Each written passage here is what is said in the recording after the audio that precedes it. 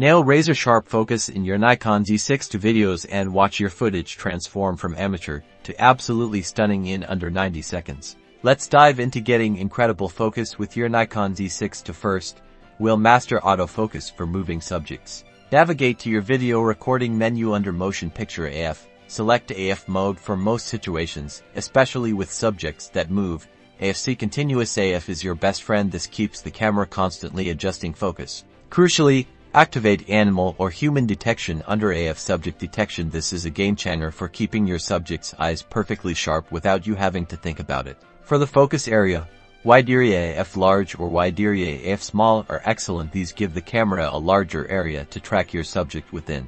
Now, for when you need ultimate control or for more deliberate shots, let's talk manual focus. Go back to your video shooting menu and find manual focus mode. Enable focus peaking. This will highlight the in-focus areas with a colored outline, usually red, green, or blue.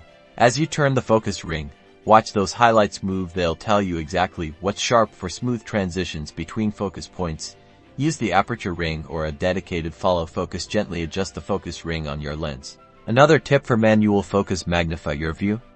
Use the zoom in function on your Z6I's playback or live view to critically check focus before you start rolling.